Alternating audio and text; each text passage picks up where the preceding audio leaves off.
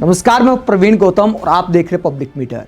दोस्तों, वीडियो में आपको दिखाएंगे कि हमारे मुख्य चुनाव आयुक्त ज्ञानेश कुमार ने कैसे राष्ट्रपति के सामने शेखी बगाड़ने में नेताओं को भी पीछे छोड़ दिया। अक्सर नेता इतनी लंबी लंबी फेंका करते हैं और तकनीकी रूप से गलत जानकारी तक दे डाली हमारे मुख्य चुनाव आयुक्त ने। चुनाव आयोग की तारीफ में क्या क्या बोला, जिसके बाद ममता बनर्जी ने जबरदस्त क्लास लगा दी है। ममता बनर्जी ने ज्ञानेश कुमार के भाषण को लेकर सवाल उठाते हुए क्या कहा, आगे आपको दिखाएंगे। पहले बताते हैं कि क्या इवेंट था। इवेंट था राष्ट्रीय मतदाता दिवस पर। राष्ट्रपति द्रौपदी मुर्मू भी इस इवेंट में शामिल हुई और ज्ञानेश कुमार जी क्या कहते, 3 बयान आपको सुनाएंगे। उसके बाद ममता बनर्जी का जवाब भी आपको दिखाएंगे। पहले ज्ञानेश कुमार जी क्या कहते हैं, भारत के चुनाव आयोग की तारीफ करते हुए क्या दावा करते हैं, इंटरनेशनल आइडिया संस्था की अध्यक्षता को लेकर सबसे पहले क्या बोलते हैं राष्ट्रपति के सामने, जरा सुनिए। उसके बाद इसका विश्लेषण भी करेंगे। भारत के इस गौरवशाली इतिहास को आगे बढ़ाते हुए विश्व के 35 प्रमुख लोकतांत्रिक देशों के समूह international institute of democracy and electoral assistance international idea ने भारत को अध्यक्ष के रूप में स्वीकार किया। यह सम्मान भारत की भरोसेमंद चुनावी प्रणाली का और लोकतांत्रिक देशों के बढ़ते हुए विश्वास को भी दर्शाता है। तो यहां पर मुख्य चुनाव आयुक्त ज्ञानेश कुमार एक बार फिर दावा करते, पहले भी इन्होंने दावा किया था कि भारत की भरोसेमंद चुनाव प्रणाली को यह सम्मान मिला है, क्योंकि भारत दुनिया का सबसे बड़ा लोकतंत्र है, तो हम पर दुनिया ने भरोसा किया है, इसीलिए पहली बार यह सम्मान मिला है। लेकिन क्या तकनीकी रूप से यह सही जानकारी है? हकीकत यह है कि इंटरनेशनल आइडिया संस्था की अध्यक्षता बारी बारी से सबको मिलती है, रोटेशन पॉलिसी के आधार पर मिलती है। भारत का 30 साल के बाद नंबर आया है, अगले कुछ साल का भी पहले से डिसाइड है। किन देशों ने भारत से पहले अध्यक्षता की है वो भी आपको दिखा देते। 4-5 साल का क्या चार्ट है इंटरनेशनल आइडिया संस्था का। 2024 में यह अध्यक्षता लग्जमबर्ग के पास थी। अब लग्जमबर्ग कितना बड़ा देश है, कितना बड़ा लोकतांत्रिक देश है। अगर लग्जमबर्ग को भारत से पहले अध्यक्षता मिली है तो क्या भारत का लोकतंत्र लग्जमबर्ग से कमजोर रहा है? इसके बाद 2025 में यह अध्यक्षता स्विट्जरलैंड के पास थी और स्विट्जरलैंड से भारत को मिली है। 2026 में भारत के नाम यह अध्यक्षता है। 2027 में साउथ अफ्रीका को मिलने वाली है। 2028 में ब्राजील को मिलने वाली है। भविष्य की प्रस्तावित अध्यक्षता पहले से तय हो चुकी है। तो रोटेशन पॉलिसी के आधार पर यह अध्यक्षता मिलती है। लेकिन हमारे मुख्य चुनाव आयुक्त उस दौर में चुनाव आयोग के भरोसे की तारीफ करते हैं जिस दौर में वर्तमान में हमारे विपक्षी दलों को चुनाव आयोग पर भरोसा नहीं है। तमाम विपक्षी दल एसआईआर को लेकर, चुनाव प्रणाली को लेकर चुनाव आयोग पर भेदभाव का आरोप लगा रहे हैं। वहीं मुख्य चुनाव आयुक्त राष्ट्रीय मतदाता दिवस पर अंतर्राष्ट्रीय अध्यक्षता को लेकर गलत जानकारी राष्ट्रपति के सामने, देश के सामने रखते हैं।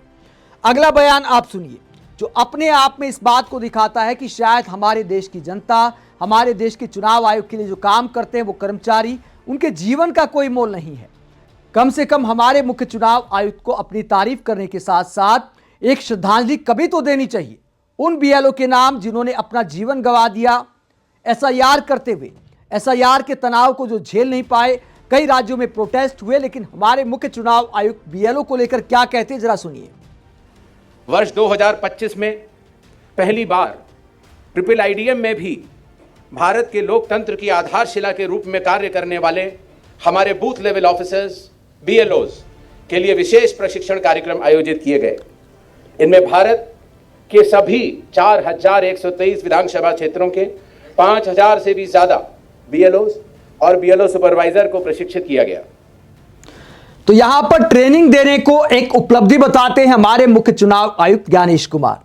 कितने प्रोटेस्ट हुए, यह भी नहीं कि सिर्फ बीजेपी के जो विरोधी हैं, गैर बीजेपी शासित राज्य वहां पर प्रोटेस्ट हुए, ऐसा भी नहीं है।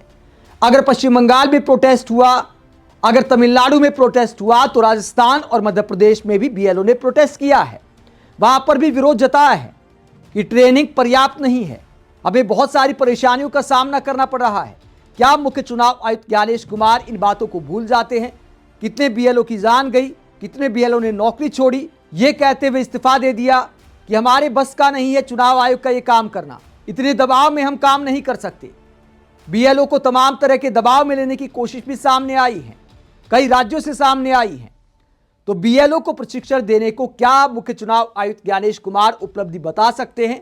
अगर उपलब्धि बताते हैं तो कभी एक बार तो जिन बीएलओ की जान गई, जो दबाव में टूट गए, उनको कम से कम श्रद्धांजलि तो दे देते, कभी सांत्वना के तौर पर यह बोल देते कि हम आपके साथ हैं, आप इस तरह का कदम ना उठाइए।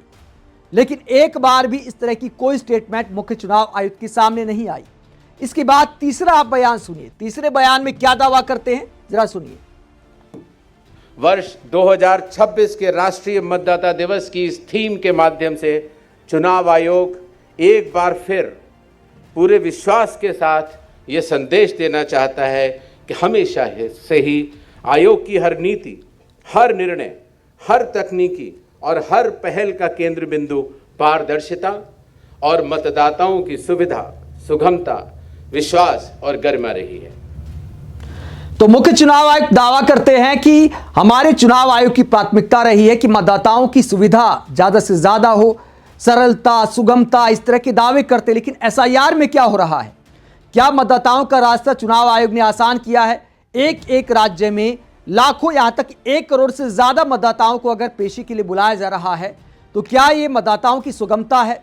यहां तक कि रिटायर्ड नौसेना अध्यक्ष जिन्होंने 1971 की लड़ाई लड़ी, एडमिरल अरुण प्रकाश को कहना पड़ा सोशल मीडिया पर कि हम 80 साल के बुजुर्ग हो चुके हैं, 80 साल के बुजुर्ग दंपत्ति हैं, मुझे और मेरी पत्नी को पेशी के लिए अलग अलग तारीखों पर बुलाया गया है, यह साबित करने के लिए कि हम भारत के नागरिक हैं, हम मतदाता पहचान पत्र के अधिकारी हैं।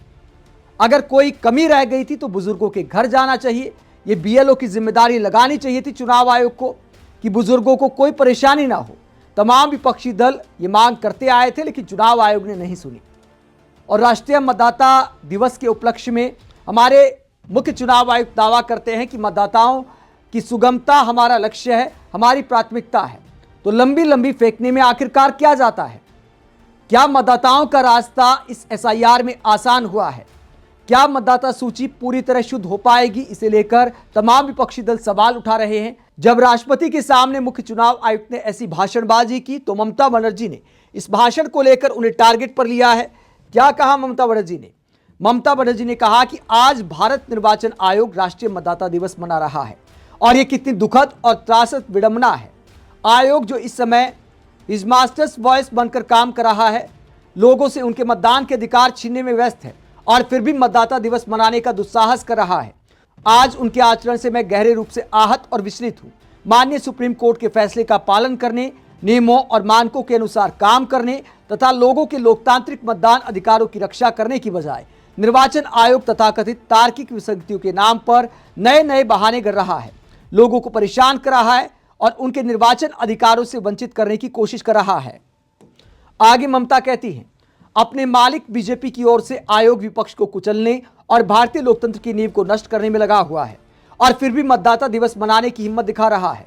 निर्वाचन आयोग आज आप लोगों को अभूतपूर्व तरीके से प्रताड़ित कर रहे हैं। आपकी इस प्रताड़ना के कारण 130 से अधिक लोगों की मौत हो चुकी है। क्या आप जैसा कि आप कर रहे हैं 85, 90, 95 साल के आयु के लोगों और यहां तक कि दिव्यांग व्यक्तियों को भी अपनी पहचान साबित करने के लिए शारीरिक रूप से उपस्थित होने के लिए बुला सकते हैं क्या? तो ये मुख्य चुनाव आयुक्त से सवाल कर रही ममता कि इतनी परेशानी का सामना करना पड़ रहा है आम लोगों को। 90 साल के बुजुर्गों को आप बुला रहे हैं और मतदाता दिवस पर भाषणबाजी कर रहे हैं। आगे बीएलओस की परेशानी का जिक्र करते हुए और आम नागरिकों को जिस तरह से एसआईआर में परेशान किया जा रहा है, वोट काटे जा रहे, उसे लेकर ममता कहती है आपने इसे नागरिकों के लिए, खास तौर पर अल्पसंख्यकों, अनुसूचित जातियों और जनजातियों से जुड़े लोगों के लिए एनआरसी जैसा ट्रायल बना दिया है। चुनाव लोकतंत्र के उत्सव होते हैं, लेकिन आपका पक्षपाती आचरण, एक तरफा अवैध कार्रवाई, उत्पीड़न को और बढ़ाने के लिए माइक्रो ऑब्जर्वरों की तैनाती और लोगों को मौत के जबड़ों की ओर धकेलने का आपका रवैया हमारे लोकतंत्र को नष्ट कर रहा है। आज आपको मतदाता दिवस मनाने का कोई अधिकार नहीं है। तो ममता बनर्जी मुख्य चुनाव आयुक्त ज्ञानेश कुमार पर बरसते हुए कहती हैं कि इन सब हालात में आपको राष्ट्रीय मतदाता दिवस मनाने का कोई नैतिक अधिकार नहीं है। आप मुख्य चुनाव आयुक्त ज्ञानेश कुमार के दावों को लेकर क्या सोचते हैं? कमेंट बॉक्स में अपनी राय जरूर दें। और जो विपक्ष नाराजगी जता रहा है राष्ट्रीय मतदाता दिवस पर चुनाव आयोग को और हमारे मुख्य चुनाव आयुक्त ज्ञानेश कुमार को आईना दिखा रहा है, उसे लेकर क्या सोचते हैं? कमेंट बॉक्स में अपनी राय जरूर दें। साथ ही चैनल को सब्सक्राइब भी करें। नमस्कार।